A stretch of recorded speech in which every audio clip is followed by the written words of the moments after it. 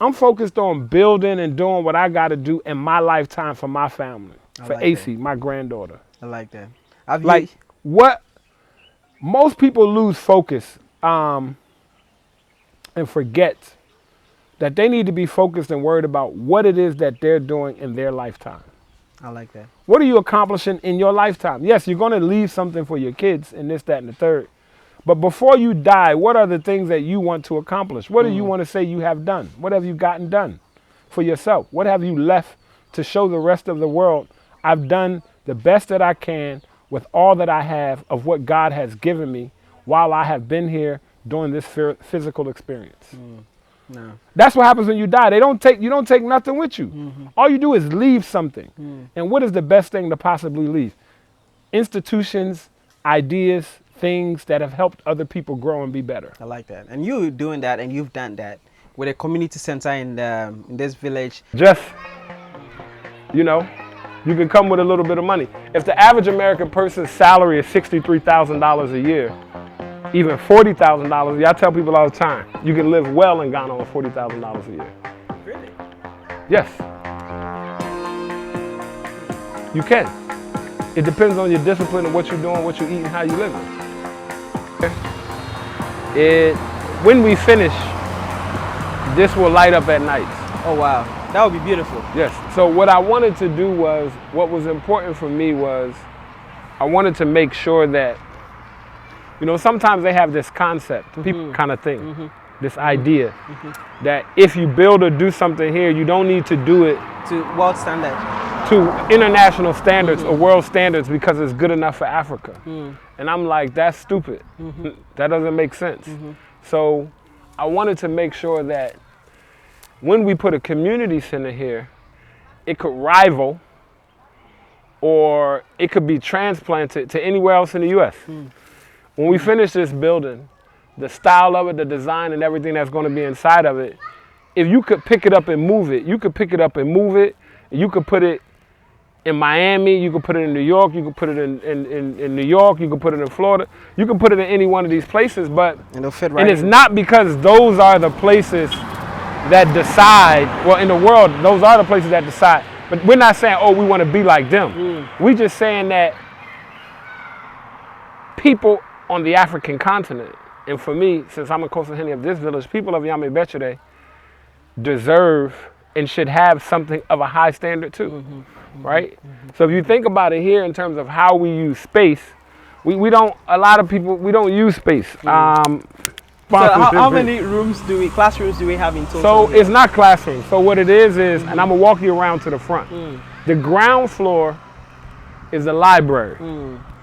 It's a physical library. The first floor is like the community center room, wide open space.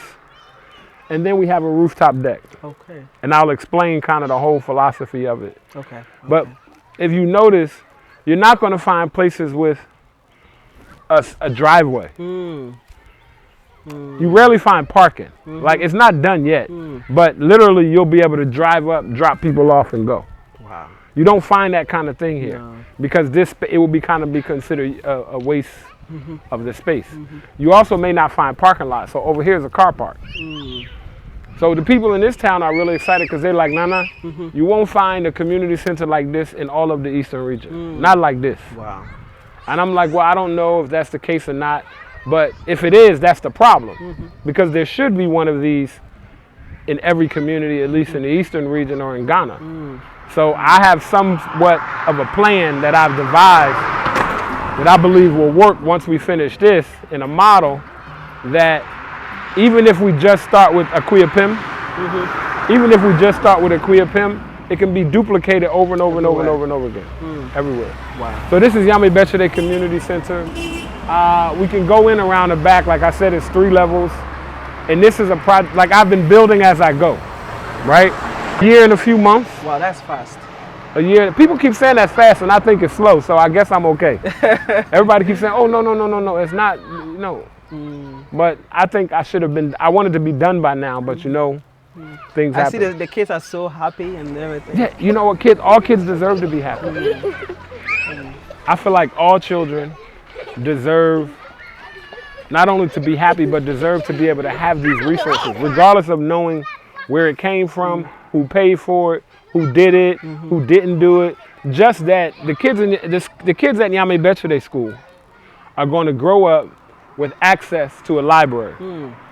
So we built it here in front of the school because during the school day, the library is only accessible to the students. Okay. Only accessible to the students. So when I was in middle school, when I was in elementary school, middle school, high school, we had libraries as a part of our regular Classes. Yeah. You, at some point in the day, you left and you went to the library. Yes. And you spent time in the library learning the Dewey Decimal System. You spent time in the library reading books. You spent time in the library doing all of these various things, but it helped to open up your mind. You learned the difference between a periodical, between a reference book. That's when I learned the difference between a thesaurus and a dictionary, right? And those kinds of things help. We also have a computer lab that goes on the first floor, and then we have a math lab. Wow. Let's see how. So let's go inside now. But I mean, a lot of African Americans move down here, and they don't associate themselves into the community. Big mistake. Yes. Let's talk about that, because you the first time you stepped through, you came right into the village. Right. You know, started contributing to it. Most people, I don't see them do that. I'm gonna tell you something. Africa should be no different than if you're moving from a different city in America. I was born and raised in Trenton, New Jersey. Before my mother decided to move us to Washington, D.C., she had to learn the culture of D.C., right? If you living in Oakland, California, and you want to move to Detroit, Michigan, when you go to Detroit, Michigan, you need to maybe find some people that's from Oakland who moved to Detroit, or a group of people in Detroit who's going to help you understand how things work in Detroit.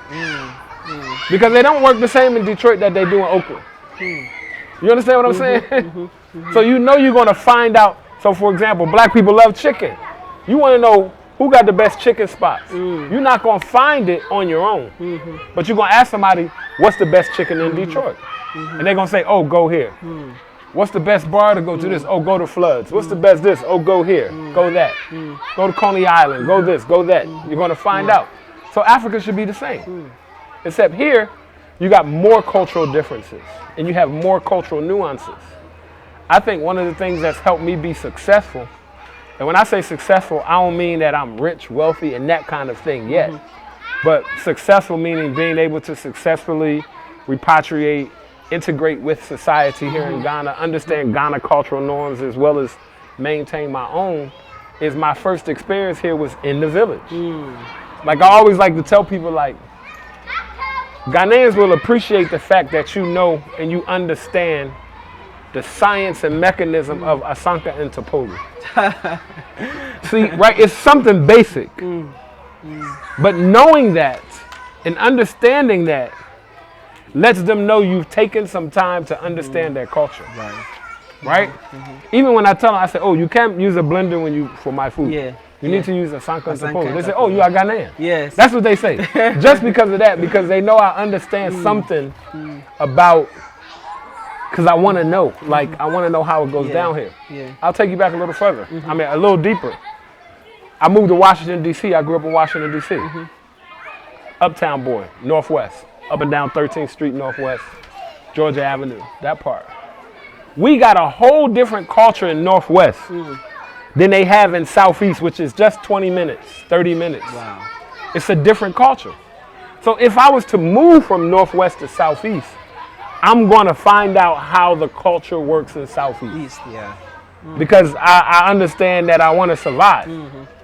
And I think sometimes what people do, either unknowingly or knowingly, is they come to Africa and they're looking for America in Africa. Like you want America without the gun violence.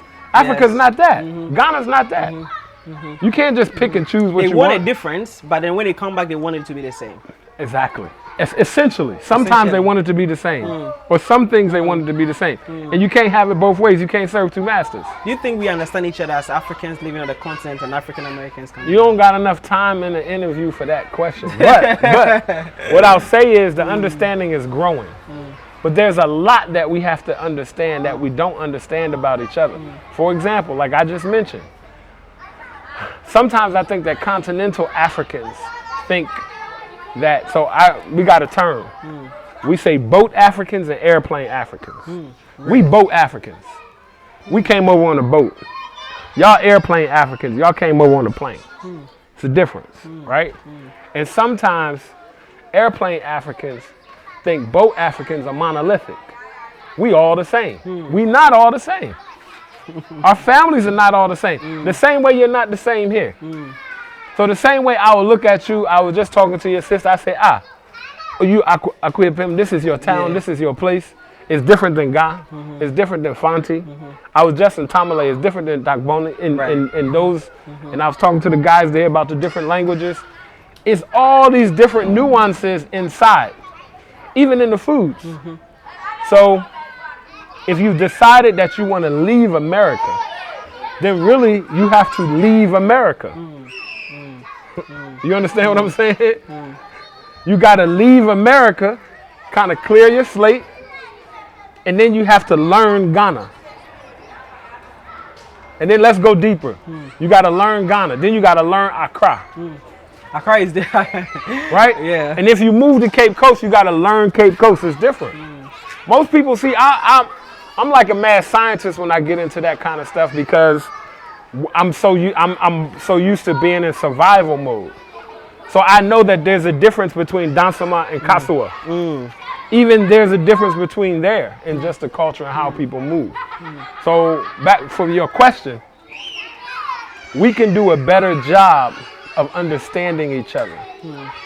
And the fact that there are so many of us coming back here, we have the responsibility of helping airplane Africans, indigenous Africans know that we do have a culture. And it's our job to teach it. The same way we come here and we learn, look at what I'm wearing. The same way we learn Ghanaian culture. So we have to teach each other our various cultures and not just expect us to be whoever we think we're supposed to be. You know what I'm saying? This is the beginning of the building.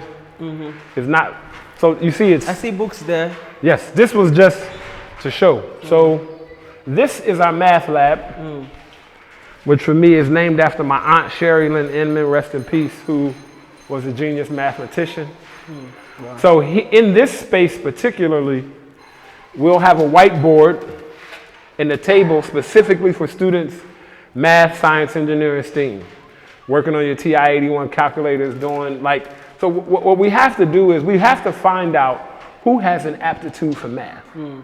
So we'll have some tests and some assessments. So for example, by basically giving a battery of tests to students at every level as they come in for their library classes, we'll know who has a higher aptitude for math. Okay. The students who have a higher aptitude for math, we can pull them out and push them more and push their limits. The students who don't have a higher aptitude for math, we can pull them in and bring them up to speed. But we got to have a base. Right. Where you're standing at right here is where the library stacks and tables and reading rooms will be on both sides. See, when I told you I'm building as I go. This is huge. Yeah. I had this built for the librarians, but I'm going to end up taking it down. I don't like it anymore. I think it's taking up too much space. And I think we could use more space for books and students to work. The librarians and the staff don't need this much space. We can figure them out. Right. Over here as well, books, reading space. Like we really put in a state-of-the-art library here. Like this office here is the director's office. So the librarian, the director, the person who runs it, they have their space and it has a bathroom. On this side, boys and girls bathroom. And then this is our computer lab. If you can see, we built it with the intention of a computer lab. So we have the power supply on the floor.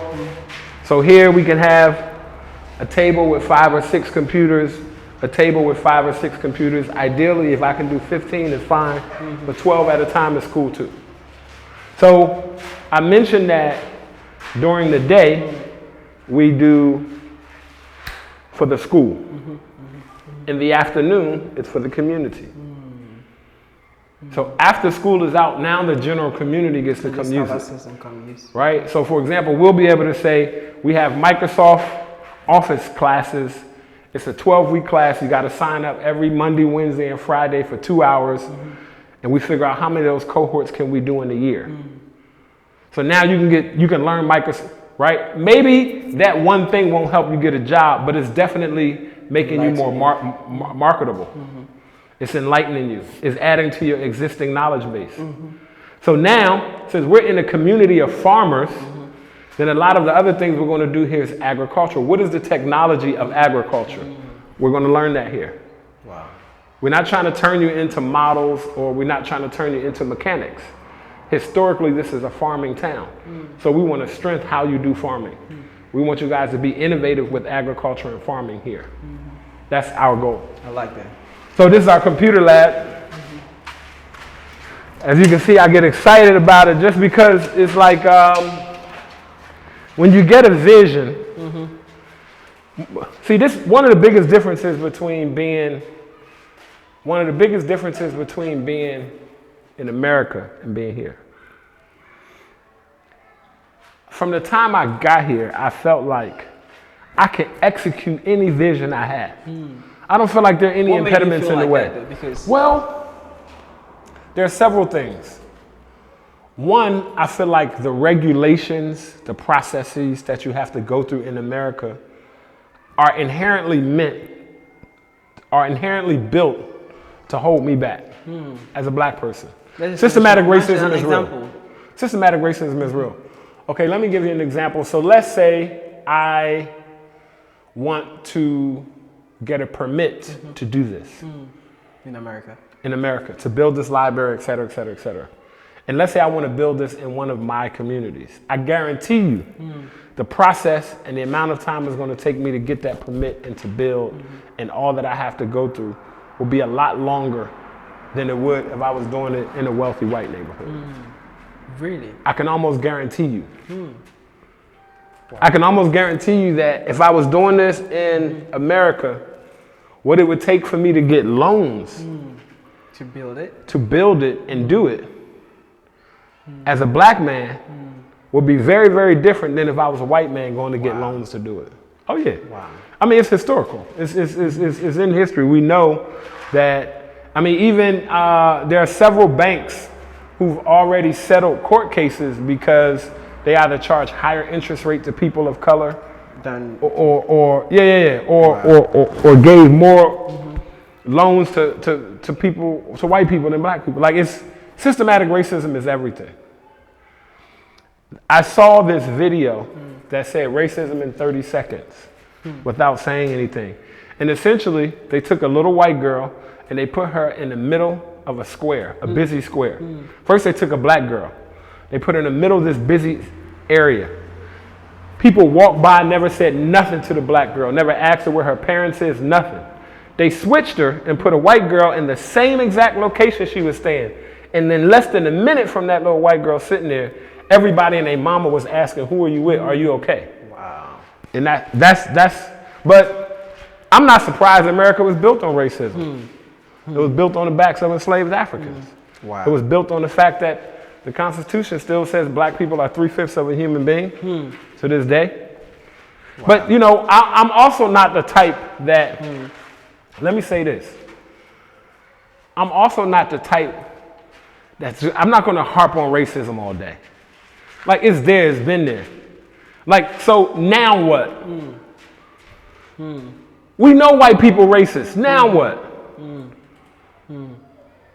We can sit in America, which is okay because we need people fighting on all levels, and continue to fight them and beat up against that wall, or you can move to a different place. You can move to Africa. You can come to Ghana, and you can live differently, where everybody around you looks like you. It's not perfect. Ghana has its own set of issues, like every place does. People find a hard time understanding that. You know, understanding the difficulties in Ghana, you know, the inconveniences. You might not have 24/7 electricity. People come to the continent and they get frustrated and leave just because of that. They ain't do their due diligence. I'm gonna tell you something that I said early on. Let's go outside. This is a little. It's hot in here. So I was thinking to myself, what is it that happens every weekend in Ghana? Funeral. Funeral. What else? Wedding. Wedding. And Ghanaians are big on celebrating. Weddings are big. Funerals are big. Birthdays are big. Yes. Right? Retirements are big. Christenings are big. Naming ceremonies are big. All of these various rituals of life and rite of passage, Ghanaians don't joke with it. They don't joke with it at all. And if you come here, you need to know that. Most people were just like, why does everybody go to funerals all weekend? Because that's where the deals are done. Because if you go to a funeral, if you go to elaborate on that. How is the deals done on the funeral? Okay.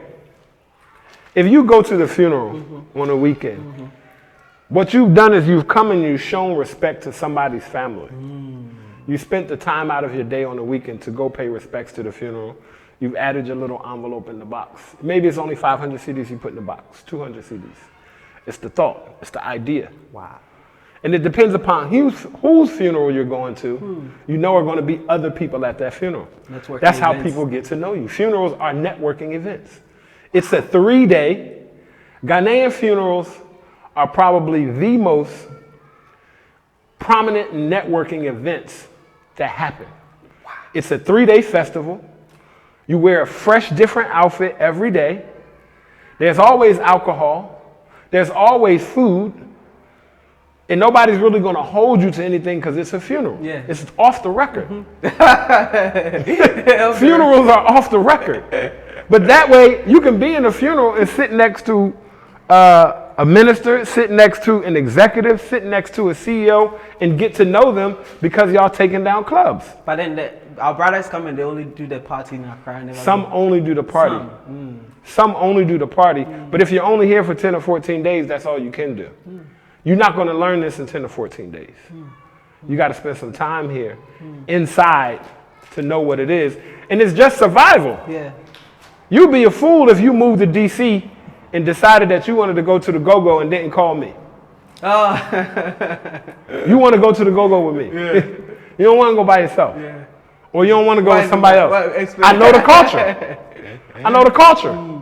I know the band members. I know the bouncers. I know the bartenders. I know the table girls. I know which section we're going to be at. And I know other people all over inside and out the go-go. So you want to come with somebody who's familiar. Good network. When we decide to have community meetings, now I have a place. So one of the things that I'm planning to do with this community, that I want to do, is eventually we're going to survey all of the land in our own community and have a subsection of a lands commission here. We don't want Accra Wahala here. If somebody wants to buy land here, I want you to be able to come to this town. To buy it directly. You won't even have to go to Koforidua's Land Commission to register. You can come here, see us, we know everything to do, and we process it for you out of this town. And the fees and the benefits for that come to this town. Community. We're basically creating our own little city here. Yeah. Wow. So this allows me to have movie night for the kids. Sometimes for the boys in the neighborhood, I could do FIFA tournaments. That would be exciting. Right? NBA 2K. When Africa World Cup comes, we can put a big screen, chairs. You charge people however many CDs to come in and sit, watch the game. So originally we had planned to do a roof. And it was just going to be 2 floors. I was talking to a friend of mine who's in real estate development in Atlanta. They have a company called Invest Africa 54. They're here in Ghana now. And he said, why don't you do a rooftop deck? It's going to cost you the same amount of money, but if you do a roof, you can't make no money on the top. But if you do a rooftop deck, you got another space to use. Right. Okay. Smart. So I decided that I was going to build a community library. In 2019, I brought a group of about 100 people here. We came here, we broke ground, did some performances like And I promised them in 2019 that we would build a library. Everybody knows what happened the next year. Yes, Pandemic. So at the top of 2022 is when I decided it was time to start. So we started, like I said, we've been going for about a year and some months because we really didn't start. We just measured it out and did that. So I think after I kind of had gotten the foundation done, I started asking myself, well, who's going to pay for this? It was like you. You're going to pay for it because it's your project. So I said, well, what can I do so that I'm not paying out of pocket? So that's when I came up with this model for durable economic development, which is we build up, put the community institution on the ground level, the top level or two become independent businesses, corporate businesses, whose job it is to make money to support the community institution. So literally it trickles down, right? So I'm able to do that in this community because I've been elected in Coastal Henny. Yes. So they brought me here to bring development. Yes. They've given me the title to bring development. They give me the respect. You hear all the kids, Nano, and everybody 901, 901. Yeah. Yo.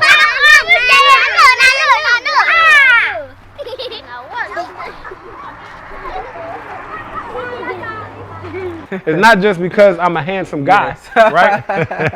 It's not just because of that. It's because they're looking to me to bring development. And that's a part of what, for me, is I believe, my mission. Like why I was born, why God gave me breath and put me in a physical form, is to come and help African people, right? On both sides. So that's what we do here. And that's and when I mentioned to you earlier that we had a formula, just imagine this. So in Akwapim it's about 17 towns. Right. Once we finish this, we're going to every town of the 17 towns. To do the same. The same. Same model, same design, same everything.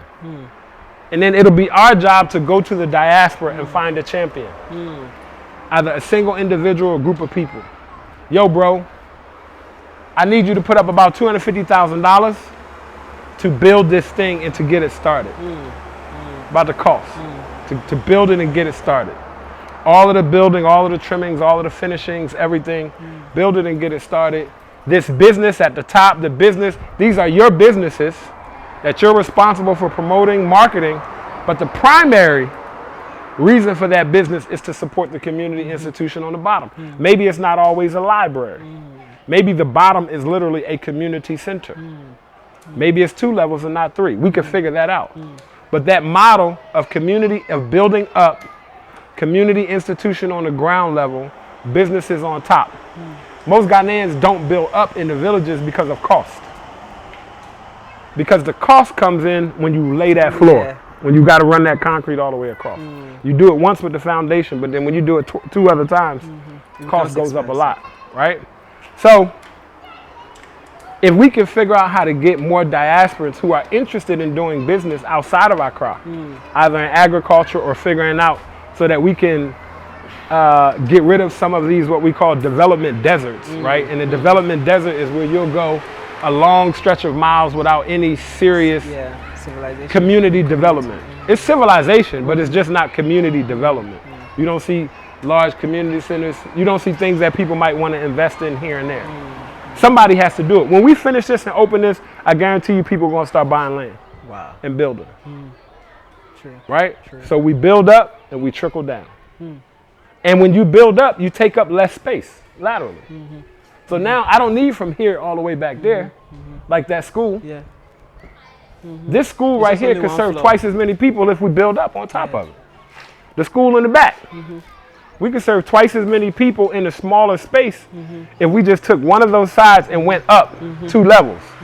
Now we can go up 2 levels and serve all of the same people, and we got more land. You see what I'm saying? So this is just like Africa can be for you a blank board that you create. You can come with a vision, a peace of mind, and a little bit of money as compared to what you might need in the U.S. How much is a little bit of money? Well, it's relative, Relative. right? You could. Some people will say $1 million is not that much money, if depending upon how much you're looking at. Some people say $1 million is more than enough money. If it's not enough for you, if it's not a lot to you, give it to me. I'll show you what I could do with it. So I don't want to say what a little bit of money is, but just, you know, you can come with a little bit of money. If the average American person's salary is $63,000 a year, even $40,000 a year, I tell people all the time, you can live well in Ghana on $40,000 a year. Really? Yes. You can. It depends on your discipline and what you're doing, what you eat, and how you living. Now, if you're going to Bandai and Sky Bar every night, you need a little more money. Yeah. But if you got a farm and a garden, and you eating contumene like I like to eat, and you living off the land, and you can still have a very good life. You can still go out, have a good time. Interesting. You can. I've met people who told me that they know someone who came to Ghana with just $2,000, and now they have a lot more. And they figured out how to double it. You can do that. So you think it's possible to make it down here? Yes. I think it's possible to make it anywhere. Mindset. I think it's possible to make it anywhere. I think it's mainly mindset. It's mainly mindset. And do you have what it takes to dream, believe in it, and then achieve it? But I think on the continent of Africa, and in Ghana, since we're in Ghana, it becomes a little bit different and easier. Number one, your emotional and psychological connection to the place is deeper. You want to build it up. This is not the place where you were enslaved. This is not the place that hung and whooped your great-great-grandparents. So in America, even though it's our home and we built America, like when I say I'm going home, people will say Ghana or DC. Because when I'm in DC and I say I'm going home, I'm coming to Ghana. When I'm in Ghana and I say I'm going home, I'm going to DC. They both are home. I like that. It's what it is. Like, you don't have to have one home. Pretty soon, when I finish stuff here, I need a house in Cape Coast. I need a house in Kumasi or further up north. I definitely need a spot in Ada. Oh yeah, it's beautiful. Right? So when I say I'm going home, they're going to be like, which one? Yeah. But it's all home. Yeah, I like that. I want to show you one more thing. Just about the vision. For us, you see this land across, I'm in talks with the family that owns this land. Okay. So when I talk to you about development and what it is that we're trying to do, I want to build a state-of-the-art football park, full FIFA-length football field, and 2 practice fields. Wow. And everywhere in Ghana, you can come here and play your tournaments. Wow. A full FIFA-length, not a full stadium, but a field. A field, okay. With some small, lights here and there. you know, small chairs and things around it. And then what could you do from here? Watch the game. We could sit up here and we could see it. The same way you can see that tree, you can see the game. That's deep, guys.